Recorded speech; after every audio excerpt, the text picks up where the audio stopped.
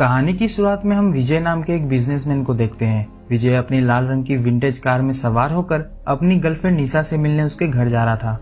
सफर के दौरान निशा video call के माध्यम से अपने अंग दिखाकर विजय को लुभाने में लगी हुई थी, ताकि विजय जल्दी से जल्दी उसके पास पहुंचकर उसकी आग बुझा सके।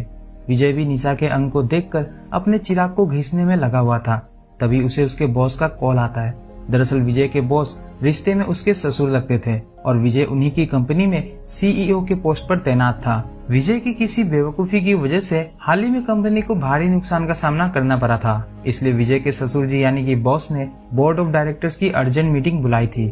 उसी मीटिंग में विजय को इन्वाइट करने के लिए ही उसके बॉस ने उसे कॉल किया था। हालांकि विजय काम का बहाना बनाकर मीटिंग में ना जाने की काफी कोशिशें करता है, पर उसके ससुर जी आज उसकी एक नहीं सुनते और चुपचाप टाइम से मीटिंग में पहुंच जाने के लिए कहकर फोन काट देते हैं।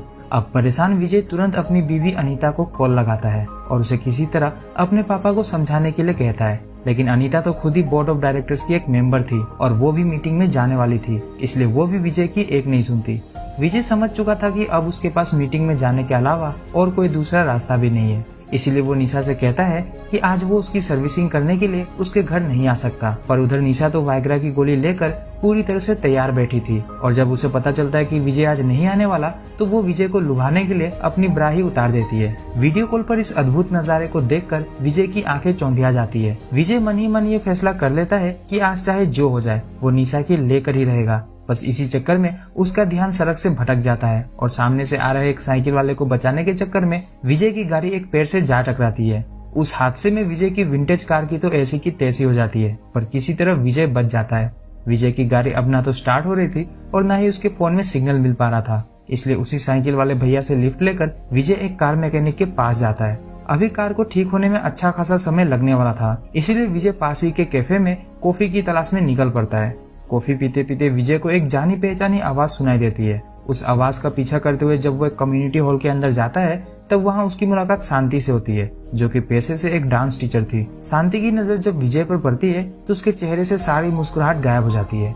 विजय उससे बात करने की कोशिश करता है, पर शांति उसे नजरअंदाज करते हुए अपने घर जाने के लिए निकल जाती है। विजय भी शांति का पीछा करने लगता है। विजय की बातों से ऐसा लग रहा था कि मानो वो शांति को बहुत पहले से ही जानता हो। इसी दौरान विजय के हाथों से सारी कॉफी उछलकर शांति के ब्लाउज पर गिर जाती है, जिसके लिए विजय उससे माफी भी मांगता है। हालांकि विजय की आंखों में दिख रहे हवस को देखकर कोई भी ये अनुमान लगा सकता है कि उसने ये गिरी हुई हरकत जानबूझकर की है। शांति विजय से कहती है कि उसे यहाँ से चले जाना चाहिए, वरना उसे देर हो जाएगी। तभी उधर से गुजर रहे एक पुलिस वाले की नजर उन दोनों पर पड़ती है और वो तुरंत विजय के पिछवाड़े में डंडा डालने उसके पास पहुंच जाता है। पर हम सब जानते हैं कि उबर वाले भैया तब तक अपनी गाड़ी आगे नहीं बढ़ाते जब तक उन्हें ओटीपी नहीं मिल जाता। उसी तरह पुलिस इंस्पेक्टर इंद्रजीत सिंह सबसे पहले शांति से यह जानने की कोशिश करता है कि कहीं विजय उसे परेशान तो नहीं कर रहा, जिस पर शांति कहती है कि विजय तो बस उससे बातें करने की कोशिश कर रहा था और वो भी विजय को जानती है, सो परेशान होने वाली कोई बात नहीं है। इतना सुनने के बाद इंस्पेक्टर विजय का नाम पता लेकर वहाँ से चला जाता है। इसके बाद शांति विजय को अपने साथ अपने घर ले जाती है। घर पहुंचते ही विजय शांति से सबसे पहले ये पूछता है कि वो 10 साल पहले अचानक कहाँ गायब हो गई थी। दरअसल 10 साल पहले विजय और शांति की शादी हुई थी, पर एक दिन अचानक शांति गायब हो गई, जिसके 10 साल बाद आज दोनों वापस मिल रहे हैं। शांति तो शावर लेने चली जाती है और इधर विजय पेक बनाने ये तो कॉफी बना रहा है, कॉफी बनाने में लग जाता है। लेकिन उसके अंदर हवस इतनी ज्यादा मची हुई थी कि वो चुपचाप दबे पांव बाथरूम के पास पहुंच जाता है और शांति को शावर लेते हुए देखकर अपना चिराग घिसना शुरू कर देता है। कहीं न कहीं अंदर शावर ले रही शांति को भी यह एहसास हो चुका था कि विजय उसे देख रहा है, पर वो उससे कुछ नहीं कहती। शावर लेने के बाद जब वो बाहर आती है तब विजय उसे गर्मा गर्म अदरक वाली चाय बनाकर देता है। फिर चाय पीते पीते शांति 10 साल पहले अचानक गायब होने के पीछे का कारण बताती है। वो बताती है कि उस दिन जब वो नर्सिंग होम से अपने घर जा रही थी, तब रास्ते में उसे एक आदमी मिला जो कि उससे नर्सिंग होम का पता पूछ रहा था। उस आदमी के साथ उसकी प्रेग्नेंट बीवी भी मौजूद थी, जो कि गाड़ी में बैठी दर्द से करा रही थी। इसलिए शांति उनकी मदद करने के लिए उनके साथ उनकी गाड़ी में बैठ गई।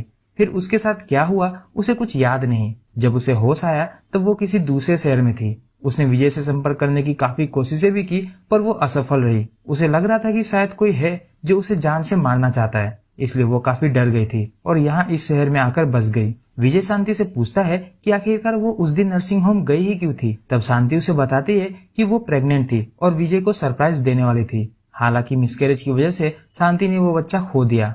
इसी दौरान विजय और शांति के बीच नजदीकियां बढ़ने लगती है और दोनों लिप लॉक में बिजी हो जाते हैं। तभी शांति खुद पर कंट्रोल करते हुए विजय से दूर हट जाती है और उससे उसकी नई जिंदगी के बारे में पूछती है। तब विजय उसे बताता है कि उसने अपनी क्लासमेट अनीता से शादी कर ली है और अब उसके 2 बेटे भी है जो कि 5वीं और 8वीं कक्षा में पढ़ते हैं। साथ ही साथ वो अपने ससुर जी की कंपनी का CEO भी बन चुका है। विजय शांति से उसके साथ चलने के लिए कहता है ताकि वो अनीता से मिल सके, पर शांति अनीता से मिलने से मना कर देती है। दरअसल शांति को अनीता पर शक था कि 10 साल पहले उस कपल के द्वारा उसे किडनैप करके दूसरे शहर में ले जाने के पीछे जरूर अनीता का ही हाथ होगा। दरअसल विजय, शांति और अनीता तीनों क्लासमेट्स थे और एक ही साथ घूमा फिरा करते थे। अनीता शुरू से ही विजय को लाइक किया करती थी। अब क्योंकि अनीता दिखने में शांति से ज्यादा खूबसूरत थी, इसलिए शांति हमेशा उससे जेलस फील करती थी। लेकिन विजय शांति से प्यार करता था और फिर आगे चलकर दोनों ने शादी भी कर ली। फिर एक दिन विजय ने अपने घर पर एक हाउस पार्टी रखी जिसमें अनीता भी आई हुई थी। उसी रात शांति ने एक प्रेगनेंसी टेस्ट किट की मदद से अपना प्रेगनेंसी टेस्ट किया, जिससे उसे पता चला कि वो जल्द ही मां बनने वाली है। विजय शांति से पूछता है कि इसमें अनीता कहां से बीच में आ गई और वो भला तुम्हें किडनैप करवा कर मारना क्यों चाहेगी। तब शांति उसे बताती है कि जिस रात उसने प्रेगनेंसी टेस्ट करा था उस रात भूल से उसने वो प्रेगनेंसी टेस्ट किट वही बाथरूम में ही छोड़ दिया था। बाद में जब वो प्रेगनेंसी टेस्ट किट लेने वापस बाथरूम में गई तब उसने वहां अनीता को देखा, जिसका मतलब ये हुआ कि अनीता को शांति के प्रेग्नेंट होने के बारे में पता चल चुका था और अनीता के पास पैसों की तो कोई कमी है नहीं, तो हो सकता है कि अनीता ने ही उस कपल को पैसे देकर शांति को रास्ते से हटाने की कोशिश की हो ताकि अनीता खुद विजय के साथ रह सके। विजय शांति से पूछता है कि क्या उसे अभी भी उस कपल का चेहरा याद है। शांति कहती है कि हाँ, भले ही उस बात को अब 10 साल हो गए हो पर आज भी उसे उस कपल का चेहरा याद है, मानो ये कल की ही बात हो। इस पर विजय कहता है कि अगर हम उस कपल को ढूंढ ले और ये साबित हो जाए कि अनीता ने ही उन्हें शांति को गायब करने के पैसे दिए थे, तब अनीता को कड़ी से कड़ी सजा मिलेगी। इस पर शांति कहती है कि अब इन सब का कोई फायदा नहीं, लेकिन तभी विजय के अंदर का हवस फूट पड़ता है और वो शांति पर टूट पड़ता है। फिर दोनों दबादबी, किसिंग और पता नहीं क्या क्या करते हैं, पर जो भी करते हैं वो अगले आधे घंटे तक चलता ही रहता है। काम खत्म होने के बाद विजय एक गहरी सांस लेता है और शांति उसकी बाहों में अपना सर रखकर कहती है कि पिछली बार हमने जब किया था तब मैं सीधे प्रेग्नेंट हो गई थी, अब अगर इस बार हो गई तो क्या होगा। इस पर विजय कहता है कि तुम टेंशन मत लो, इस बार मैंने समय से पहले ही तलवार बाहर खींच ली थी और फिर भी अगर तुम्हें डाउट हो तो रेड ब्लू टेस्ट कर लेना। रेड ब्लू टेस्ट का नाम सुनते ही शांति के दिमाग में एक बिजली सी कौन जाती है। वो विजय से पूछती है कि आखिर उसे रेड ब्लू टेस्ट के बारे में कैसे पता। वो टेस्ट किट तो इंडिया में मिलती भी नहीं, उसकी फ्रेंड कनाडा से उसके लिए लेकर आई थी।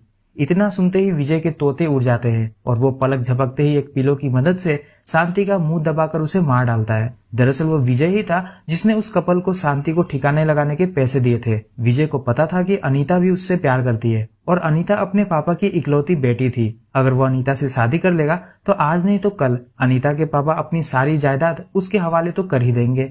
इसलिए विजय ने शांति से पीछा छुड़ाने का मन बना लिया। अब शांति के गायब होने के बाद विजय को लगा कि उस कपल ने शांति को ठिकाने लगा दिया है, इसलिए उसने अनीता से शादी कर ली।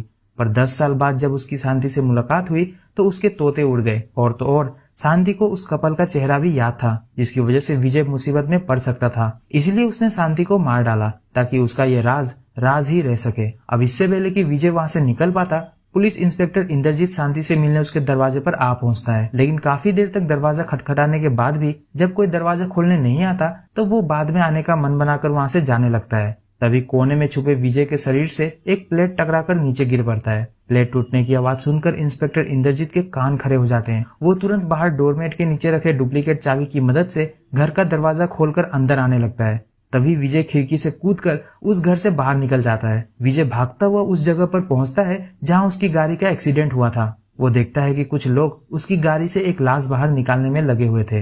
ये लाश और किसी की नहीं बल्कि खुद विजय की ही थी। विजय जब खुद की लाश देखता है तब उसकी आंखों के सामने घोर अंधेरा छा जाता है। उसे समझ नहीं आ रहा होता है कि आखिर ये सब हो क्या रहा है। तभी वहां शांति आती है और मुस्कुराते हुए विजय से कहती है, मैंने कहा था ना, निकल जाओ